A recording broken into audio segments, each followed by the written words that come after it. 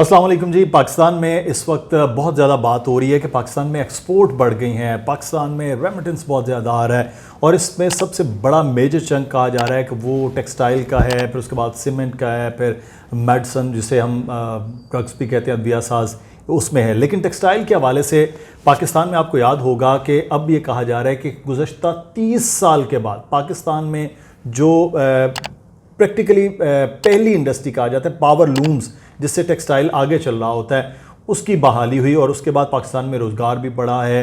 ये भी दावा किया गया हुकूमत की जानिब से और ये भी कहा गया कि टेक्सटाइल सेक्टर इस वक्त 30 साल के बाद मुनाफा बख्श की जानिब जा रहा है। उसमें हुकूमत ने कुछ इक़दाम भी किए, कुछ मामलात भी किए। असल इस वक्त सिनेरियो क्या है, हालत क्या है, आज हम बात करेंगे। हमारे साथ इस वक्त हमारे बड़े ज़बरदस्त किस्म के मेहमान मौजूद हैं। आप उनको देखते भी रहते हैं, उनके कॉलम्स भी पढ़ते रहते हैं। जनाब इश्तियाक बेग साहब। माय प्लेजर जी। बेग साहब जहां FPCCI के साबिक वाइस प्रेसिडेंट भी रहे हैं, वहीं पर बेग साहब का तज्ज़िया जो है वो मुआशी हालात के हवाले से वो बड़ा क्लियर होता है। बेग साहब, ये मैं जब पढ़ रहा था कि टेक्सटाइल सेक्टर बहुत पाकिस्तान का ग्रो कर रहा है और बड़ी बेहतरी हो गई, 30 साल के बाद पावर लूम्स चल गई हैं, कि वाकई सर ऐसा हो रहा है या सिर्फ हुकूमती दावे बातें ही हैं? देखिए मतलब सर, इसमें कोई शक नहीं है कि हमारी एक्सपोर्ट्स के अंदर बेहतरी आई है, ख़ासतौर पर टेक्सटाइल के अंदर हमारी। तो पहले तो मैं आपको बतलाऊंगा कि कितनी बेहतरी आई है और उसकी वजूहत क्या हैं, ताकि हमारे व्यूअर्स को पता लगे। देखिए, हमारे पाकिस्तान के 60 to 65% एक्सपोर्ट्स जो जितनी भी हमारी हुआ करती थी वो टेक्सटाइल रिलेटेड हुआ करती थी और अनफॉर्चुनेटली हमारी स्टैगनेंट हो गई थी। एक्सपोर्ट्स जो थी वो कभी भी 22, 23, 24 से ऊपर हमारी नहीं बढ़ी थी। जबकि अफसोस ये होता था कि कंट्री लाइक बांग्लादेश, उसकी एक्सपोर्ट 40-45 बिलियन के ऊपर चली गई थी और एक वक्त तो ये आया था कि वो हमसे कॉटन लेते थे, कॉटन यार्न लेते थे और वैल्यू एडिशन में जाके जनाब वो हमें कंपटीशन दे रहे थे। अच्छा, अब वजह क्या हुई कि हम compete नहीं कर पा रहे थे। हमारी दो चीज़ें जो थी वो रीजन में सबसे हाईएस्ट थी। एक हमारा इंटरेस्ट रेट जो था, एक वक्त के अंदर जब आपने देखा होगा PTI की हुकूमत आई तो स्टेट बैंक 15-16% के ऊपर इंटरेस्ट रेट ले गया और हम हमेशा जब भी गवर्नर स्टेट बैंक से मिलते थे उससे कहते थे कि सर देखिए 15-16% पे दुनिया में कहीं भी नई इंडस्ट्री भी नहीं लगती और बिजनेस नहीं होता। बट वो एडिमेंट थे, मगर बाद में प्राइम मिनिस्टर ने इसको इंटरवीन किया और अब बड़ी खुशी की बात है कि हमारा जो इंटरेस्ट रेट है, जिसको डिस्काउंट रेट भी कहते हैं, वो है जो रीजन के अंदर है। दूसरी हमारी जो सबसे चीज़ जो आउट थी वो हमारे एनर्जी रेट्स थे, यानी कि बिजली के जो हमारे जो रेट्स थे वो रीजन के अंदर हमारे सबसे ज़्यादा थे। एप्टमा ने ये किया कि प्राइम मिनिस्टर के सामने ले आके रख दिया, अक्सर इंडिया के अंदर ये है, बांग्लादेश में ये है, दूसरी जगहों पे ये है, श्रीलंका में ये है और ये देखिए सर हमारा जो रेट है ये एप्लीकेबल नहीं है। ठीक है, घरों पे आप लगा लें, लोगों से वो चार्ज कर लें। और उन्होंने इस चीज़ को माना कि यार इन दो चीज़ों के होते हुए कि 16% के ऊपर और इतनी हैवी प्राइस होते हुए इलेक्ट्रिसिटी के, how we will compete with others. और फिर उन्होंने ये किया कि जो एक्सपोर्ट ओरिएंटेड इंडस्ट्रीज़ हैं उनको मेरे ख्याल से रेट्स के अंदर उन्होंने कमी की उसके अंदर। और एक खुशी की बात यह है कि गवर्नर साहब ने भी इंटरेस्ट रेट को, और आज भी जो मॉनेटरी पॉलिसी आई है उसके अंदर इंटरेस्ट रेट को कोई बढ़ाया नहीं गया है, डिस्काउंट रेट को। अच्छा, एक चीज़ मैं यहाँ पर आपके ज़िम्मन आपकी बात भी कीजिएगा, वो ये है कि आप कह रहे हैं कि ये इतना फ़र्क था कि क्या वजह। माजी में हमने एप्टमा को एहतजाज करते हुए मैं तो 2010-11 से देख रहा था कि जिस तरह से वो बार बार कह रहे हैं कि हमारी बुरी हालत हो गई, उनके बेरोज़गार मज़दूर हो गए, मिल्स बंद हो रही थी। वो 10-11 से लेकर तो 2020 तक का एक बड़ा तवील वक्त है। इसको एड्रेस क्यों नहीं किया गया या अंडरस्टैंड क्यों नहीं किया गया इन चीज़ों को? देखिए, इदारों में इतना कोऑर्डिनेशन नहीं था। जब भी हम प्रॉब्लम बतलाते थे तो दूसरी लॉबी आके कहती थी कि जो टेक्सटाइल वाले जो हैं वो हमेशा ही बेनिफिट्स के चक्रों में रहते हैं। देखिए, बेनिफिट टेक्सटाइल वालों को नहीं होता, ये पूरी कौम का बेनिफिट होता है। आज अगर हमारी एक्सपोर्ट्स के अंदर इजाफा हुआ है 5 to 6% compare to last year, तो इसका क्रेडिट जो है, इसका बेनिफिट सबको मिलेगा। लोगों को जॉब्स मिल रही हैं, फॉरेन एक्सचेंज हमारे पास आ रहा है। तो ये दो पॉजिटिव चीज़ें हुई हैं। अब एक तीसरी चीज़ जो कोविड को मैं ये कहता हूँ कि जब भी कोई क्राइसिस होती है तो चैलेंजेस भी आते हैं उसके साथ।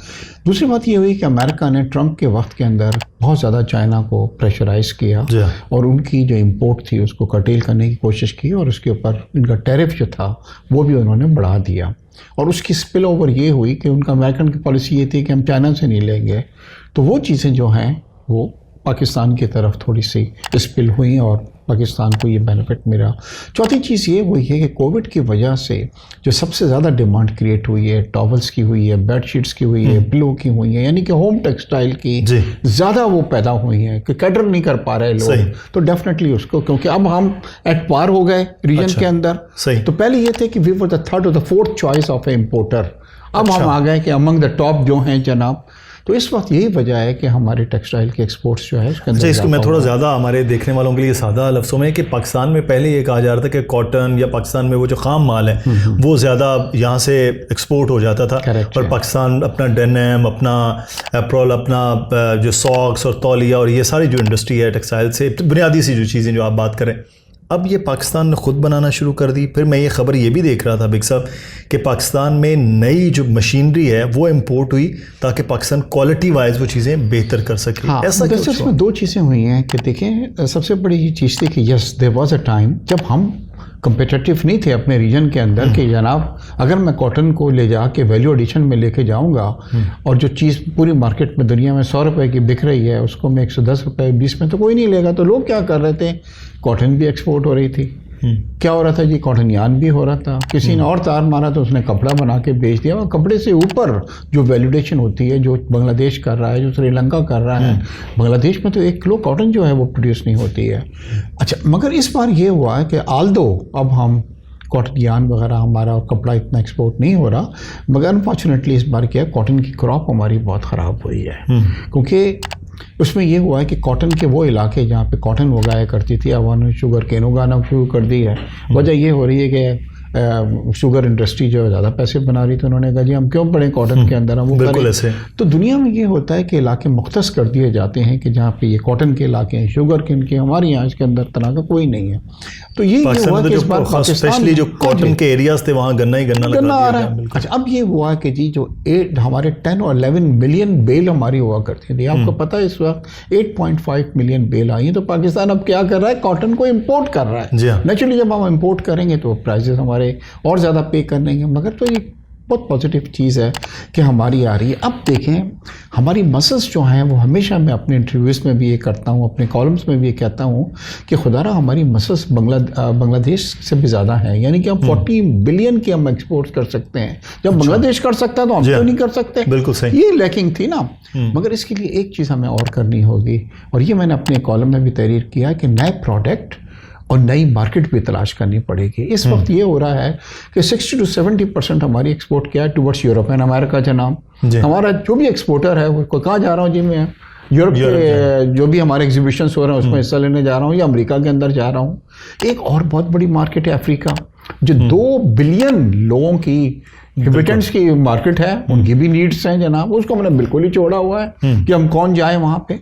तो मैं खुद मोरक्को का कौंसल जनरल भी हूँ, आपको पता होगा, जो अफ्रीका का एक कंट्री है, और हमेशा वो लोग कहते हैं भाई पाकिस्तान के एक्सपोर्टर हमारी तरफ क्यों नहीं आते, और बड़ा वहाँ पे स्कोप है यहाँ पे। तो मैं अपने एक्सपोर्टर साथियों को आपके फोरम से भी एक पैगाम देना चाहता हूँ कि खुदारा जो हम एक्सपोर्ट कर रहे हैं टुवर्ड्स अमेरिका एंड यूरोप वो तो ठीक है, अफ्रीका एक बहुत बड़ी मार्केट है जिस पे चाइना, देखिए चाइना को इस वक्त बिल्कुल पिंच नहीं हुआ।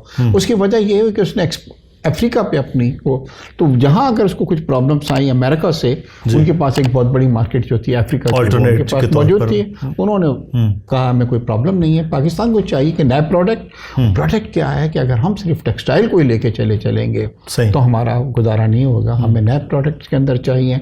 एक अच्छी पॉजिटिव चीज़ यह है कि पाकिस्तान के राइस की एक्सपोर्ट्स जो है उसके अंदर भी इजाफा हुआ है कि लास्ट तकरीबन $2 बिलियन के जनाब हमने राइस को वहाँ मतलब एक्सपोर्ट किया है। We are giving a tough time to China, sorry to India, but India क्या कर रहा है, वो हमें हमेशा से, आपको आदत मालूम है कि वो नहीं चाहता कि पाकिस्तान की इकोनॉमी है उसके अंदर बेहतरी आए, तो वो हमें तंग कर रहा है कि कभी जनाब क्या करता है कि हमारे ब्रांड को जाके ले जाता है कि ये हाँ ये कर रहा है, तमाम चीज़ें तो ये हमें फेस करना पड़ रही हैं। मगर नए प्रोडक्ट्स जो हैं हमने ढूंढने पड़ेंगे, नए मार्केट्स हमें ढूंढने पड़ेंगे, और अगर हम एक फार्मूला लेके चलें कि इलाके के 2 चीज़ों के रेट, इंटरेस्ट रेट और हमारे एनर्जी के जो रेट्स हैं, अगर ये साथ होंगे तो मेरे ख्याल से पाकिस्तान एनर्जी रेट्स के हवाले से बड़ा इंपॉर्टेंट होगा कि पाकिस्तान में पहले ये था कि रेट जिसे आपने बताया, अभी ये फ्लैट रेट हो गया कि कोई पीक आवर्स नहीं है, कोई कुछ नहीं है, उससे कितना बेहतर गेन हो रहा है पाकिस्तान के स्पेशली एक्सपोर्ट इंडस्ट्री के हवाले से? देखिए हम हमेशा ये चीज़ें ये कोई नई नहीं थी मुदस्सिर, हम ये हमेशा फेडरेशन के लेवल के ऊपर मुलाकातों में बतलाते थे, मगर जो लोग बैठे हुए थे ब्यूरोक्रेट्स वो इसको समझते नहीं थे। उनका ये था कि जी अब देखिए इंडस्ट्री जो होती है 24 आवर्स चलती है, वो 6 घंटे नहीं चलती। हम ये नहीं कह सकते कि रात को जो रेट्स हमारे जो हैं वो मुख्तलिफ पीक आवर रेट्स हैं तो जी मशीन को बंद कर दें। तो वो क्यों कंपेटिटिव हो रहे थे, दिख ही नहीं रही थी चीज़ मार्केट के अंदर, और होते होते हम 20-21 बिलियन के ऊपर आ गए और हमारी बेरोजगारी भी उससे बढ़ रही है। हाँ, उससे बढ़ रही थी। और ये हमारी सबसे वर्स्ट चीज़ जो थी कि हमारी जगहें जो थी वो फिल कर रहे थे। कौन इंडिया आ रहा था, श्रीलंका आ रहा था, बांग्लादेश आ रहा था।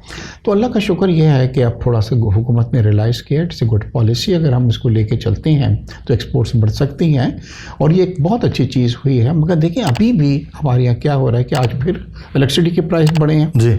मुझे पूरी उम्मीद है कि इसका इम्पैक्ट जो है वो एक्सपोर्ट इंडस्ट्री के ऊपर नहीं आएगा। मेरे ख्याल से एब्जॉर्व करेगी। हुकूमत क्या कर रही है कि घरों पे डाल रही है, इसमें डाल रही है। मगर मुदस्सिर सबसे बड़ी चीज़ ये है कि हम इस वक्त दुनिया अपनी रीजन की सबसे एक्सपेंसिव एनर्जी जो है हम जो है वो कर रहे हैं, क्योंकि हमारे ज़्यादातर यूनिट्स जो चल रहे हैं वो फर्नेस ऑयल के ऊपर चल रहे हैं। दुनिया के अंदर जो सबसे सस्ती बिजली है वो पानी की होती है, फिर विंड की होती है, फिर जनाब सोलर हो रही है, फिर ये हो रही है, पानी जो है वो ज़ाया। तो हमारा क्या हो रहा है कि हमने देखें इसको हम जब एवरेज बनाते हैं तो फिर वो कम हो जाती है दुनिया का।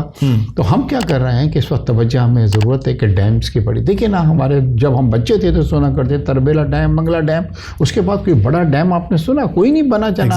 बातें होती रहती हैं, हर हुकूमत डैम पर एक बड़ी लंबी सियासत रही है बहुत ज़्यादा। एक चीज़ मैं आपसे यहाँ पर जानना चाहूँगा कि ये रेमिटेंस में बड़ा एक तेज़ी के साथ इजाफा, जब हर महीने वज़ीर आज़म एक ट्वीट भी करते हैं उसमें बता रहे होते हैं कि ये चीज़ें, ये एकदम अचानक ये कितनी बेहतर। देखिए आज भी मैं एक जगह इंटरव्यू पे था और वहाँ पे कुछ लोग बैठे थे, तो देखिए अगर रेमिटेंसेस बढ़ी हैं तो इसमें किसी हुकूमत को हम क्रेडिट नहीं दे सकते। अच्छा, आई मीन रीज़न बीइंग कि ये कोई नहीं कि हमारी कोई पॉलिसी चेंज हो गई रेमिटेंसेस। देखिए हुआ ये कि एक तो लोगों हमारे हुंडी में काफ़ी सख्ती हुई है, जो हवाला जिसको हम कहते हैं उससे बड़ी सख्ती हुई है।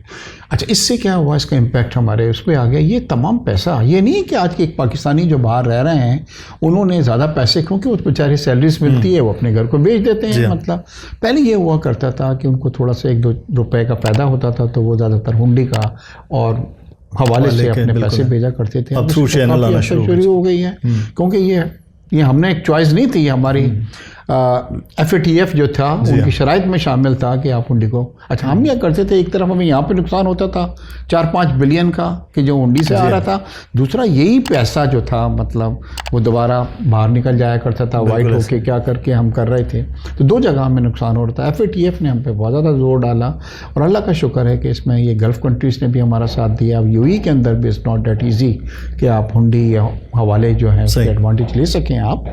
तो ये एक बहुत अच्छी चीज़ है कि इस वक्त हैरानगी की बात यह है कि नवंबर-दिसंबर में हमारी पर मंथ जो आई है वो 2.2 और 2.3 बिलियन अ मंथ रेमिटेंसेस आई हैं। तो अगर हम 2.2 को भी लेके चलते हैं तो हमें इस वक्त 25 से 26 बिलियन की हमारी आएगी, जो हमारे एक्सपोर्ट से ज़्यादा हैं। और पहले हम 21 और 22 के ऊपर आके अटक जाते थे। तो यहाँ मैं FATF को जरूर इस चीज़ का क्रेडिट देता हूँ कि जी आपने सख्ती की, जिसकी वजह से। और UAE के अंदर और गल्फ़ कंट्रीज़ में अब क्या हो गया कि पहले लोगों को कैश सैलरीज दी जाती थी और वो क्या करते थे कि सीधे जाते थे हुंडी वाले को देते थे और शाम में वो घर पे पहुंचा देता था। तो इसमें हमारे पाकिस्तान के बैंकों को भी ज़रा थोड़ा सा एक्टिव होना पड़ेगा कि वो भी क्विक मतलब डिलीवरी दें अपने लोगों की जो रेमिटेंस। और दूसरा UAE और गल्फ़ के अंदर अब ये हो गया कि आप लोगों के अकाउंट्स खुल गए हैं और उसके अंदर सैलरी उनकी जाती है। तो एक बार जब सैलरी वहाँ पे चली गई तो फिर उसके लिए मच ईजियर कि वो जनाब वो सैलरी को अपने मुल्क जो है वो रिमिट कर सकें। अच्छा, मैं आखिर में शॉर्टली आपसे कमेंट कि इस वक्त हम ये कह सकते हैं कि पाकिस्तान की जो मईशत है, जिसकी हुकूमत ये कहती है कि अब दुरुस्त सिमत में शुरू हो गई है। पिछले दिनों में IMF के भी ये बात थी, कुछ और भी जो मॉनिटरिंग इदारे हैं वो कह रहे हैं कि अब दुरुस्त सिमत में चल रही। वाकई ऐसा है? देखिए मुदस्सिर, होता यह है कि मईशत का जो पैमाना होता है ना वो GDP होती है जी। अच्छा, GDP कभी एक महीने या हफ्ते की उसमें नहीं होती कि एक महीने मेरे 2 बिलियन की हो गई तो मैं कहूँ कि जी मईशत में बेहतरी आ गई है, एक महीने रेमिटेंस ज़्यादा आ गई तो मेरी हो गई है, या करंट अकाउंट डेफिसिट मेरा कम हो गया तो मईशत उठ गई। नहीं, देखिए अगर हमारी मईशत में बेहतरी आ रही होती तो आज इस ग्रास रूट के ऊपर उसका असर होता है और प्राइसेस कम होते चीज़ों के, मतलब मगर ऐसी कोई आपने देखा है कि नहीं आई। हमारी देखी थी जब नून की हुकूमत गई तो 5.8% जीडीपी थी, जो बहुत अच्छी जीडीपी थी। उसके बाद एक साल में कम होकर 1.9 पे आ गई, फिर कम होकर लास्ट टाइम 70 साल में हमने 0.4% जीडीपी के अंदर आ गए। अच्छा, इस बार हुकूमत तो कह रही है कि जी तबाही मच गई, बर्बादी हो गई है, सब कुछ हो गई है, मगर IMF वर्ल्ड बैंक कह रहा है कि पाकिस्तान अगर 1% जीडीपी भी इस बार अचीव कर लेता है तो इट इज़ अच्छी चीज़ है कि माइनस में नहीं जा रहा। मगर 1% जीडीपी जो है उससे हमारी मईशत को हम अच्छा नहीं कह सकते, क्योंकि इस कोविड के अंदर भी आप देखें कि चाइना और इंडिया और दूसरे उनके जीडीपी 4% 3% इसके ऊपर हम बात खड़ी हुई है। तो मुझे उम्मीद है कि ये चीज़ें हैं, ये बेहतरी होगी, पूरे साल चलेगी, it's not just few months. और ख़ास तौर के ऊपर एक्सपोर्ट्स के अंदर, मतलब देखिए दुनिया में जो पॉलिसीज़ होती हैं वो 1 साल के लिए, 2 साल के लिए, 3 साल के लिए नहीं होती हैं, बल्कि वो परमानेंट पॉलिसीज़ होती हैं जिसके अंदर हुकूमत अगर चेंज भी हो जाए तो उससे कोई फ़र्क नहीं पड़ता। तो आई होप कि ये परमानेंट पॉलिसीज़ बनाई जाएंगी और जिसकी वजह से जॉब भी क्रिएट होंगे, हमारे एक्सपोर्ट्स के अंदर भी इजाफा होगा। और ये FATF का ख़ास तौर पे हुकूमत को चाहिए कि ये जो हमारे पे तलवार लटक रही है, जिसके अंदर हमें अननेसेसरी ग्रे लिस्ट में डाला हुआ है, बिकॉज इंडिया जो है वो चौधरी बना हुआ है, अपने लाइक माइंडेड कंट्रीज़ को कहता है कि पाकिस्तान के ख़िलाफ़ वोट दो। और मज़े की चीज़ ये हो रही है कि कंट्री लाइक अफ़गानिस्तान वो वाइट लिस्ट के अंदर है और हम ग्रे के अंदर है, और डर हमें हर साल ये रहता है कि अब ब्लैक के अंदर हमको नहीं कर दें। और खुदा न खास्ता अगर हमारे दूसरी तीसरी चीज़ एक अच्छी ये भी हुई है कि जो रोशन डिजिटल पाकिस्तान है उसमें लोग भेज रहे, आप पैसे बड़े आए हैं हमारे पास। देखिए आजकल के ज़माने में डॉलर के ऊपर किसी जगह पे 0.5% इंटरेस्ट मिल रहा है, किसी जगह 1%, बल्कि माइनस के अंदर भी कई जगह चल रहे हैं। पाकिस्तान में डॉलर अगर आप लेके आते हैं रोशन डिजिटल से तो आपको 6-7% मिल रहा है, तो उसके अंदर बड़ी एक हमें तेज़ी नज़र आ रही है।